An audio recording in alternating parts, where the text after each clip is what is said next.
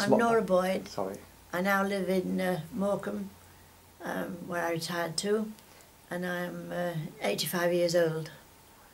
Okay, so.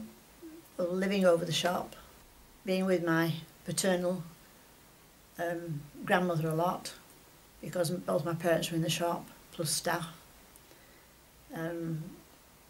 Going out every Sunday to collect eggs from the Garstang area, bring them back to Manchester. Also tasting cheese at different farmhouses, which was a delight. It was the only bit of fresh air my mother got was walking along the road. My father would go around to these places collecting the eggs.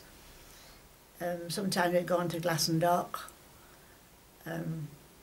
Sometimes on a rare occasion going to Morecambe. They were happy days. I was expected to help in the shop when they were having the tea or fill up shelves, which I did without questioning. It was my paternal grandfather and my grandmother that were at the start of the business. They had two shops. My father eventually inherited the smaller one, and his elder brother had the one with the bakehouse, which was a larger one.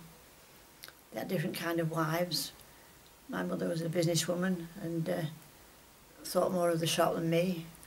I think my father did as well, really. Shop always came first, which is quite rightly. That put butter on the bread, I suppose, and jam for that matter. One of the girls in the shop used to wash my hair and put me to bed, not my mother. Didn't see much of my mother at all, really, even though she was in the shop all the time. Greengrocery, my father used to go into Smithfield Market into Manchester and buy the greengrocery, which later on I used to go down during the war years in the pony and trap and bring the greengrocery back up to the shop. There was also bakery delivered, hot cross buns and Easter time, and we had the bread delivered every morning from the bigger, like Mother's Pride and Warburton's.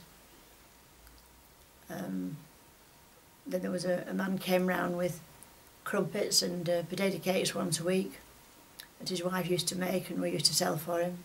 And then we would go round collecting order books, which we went round to new houses, collected these little red books that were Class Grocers and Italian Warehouse written on it, and collect books one day and deliver, say, 2 days afterwards. I managed to get 1 week's holiday a year. My father wouldn't give me any more than 1 week, which I would spend usually climbing mountains either in the Lake District or Wales or Scotland, the case may be. But you couldn't do very much with just 1 week. Well, that was all that he allowed me to have. It was very difficult getting staff during the war years too. We used to roast our own hams and had tongue as well, tin tongue and corned beef and bacon, sides of bacon, and we would go down and choose our own bacon at the warehouses in Manchester. Also cheeses from different sources. A very good one was delivered to us. It was made up in the Garstang area, which was Lancashire cheese, that people used to come all from round about, especially for it. Business. Not really, because my mother was tired of keep training people in the grocery trade, and they were either going down the mines or they went in the forces, and she had to train somebody else. So with me, of course, it was permanent. There was no petrol, of course, so it was limited, which made delivery difficult. Things were under the counter. It was difficult trying to be fair. And you were limited with supplies, and there were ration books. So people were given a healthy diet. And there was a very nice atmosphere with people. Everybody helped everybody. The men in the forces brought their ration emergency cards to us. My father always made sure they got 1 egg, which they weren't necessarily entitled to, but he made sure they got one.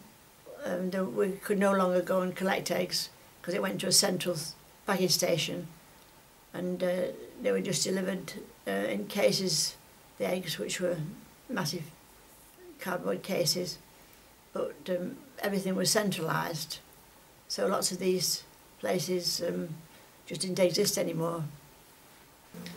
Just go one night a week, and I had night school, which I took grocery exams. That was in Manchester. There were just 2 girls on the course, the rest were boys. Went to have our practical in London, underwritten in London, judging sides of bacon and different kind of coffee beans, where they came from, and tasting things, like different kind of cheeses, and wanted to know all about spices and their original places. All these things that are just no longer applying now, you know. It wasn't a matter of sitting there and things going through a checkout. You just never sat down. It was quite a nice area, big Jewish area. We had the workers behind the shop in the council estate on the behind the shop, which is on the left-hand side going into Manchester, and on the right-hand side were Ringley Road and the specialists and doctors and solicitors lived. So we had a very mixed trade, which was rather nice really, because you got one lot buying ribs and the other lot, others buying strawberries and fresh asparagus. So it was very mixed. Well after the war, of course, just where we were rationed for a long time, and then the supermarkets started to appear. Quick Save, which we survived from, it didn't make a lot of difference. Asda, which was in Radcliffe, that still didn't make too much difference. And then Sainsbury's came, and it took a lot of the Jewish trade. I had a big Passover trade with the Jews, which was always my job to go and get this Passover things. So gradually it declined, and we became more of a shop where people came and just forgotten things, and we lost a lot of our order trade. So by the time my 2 children were getting ready to leave school, grocery had lost its meaning really.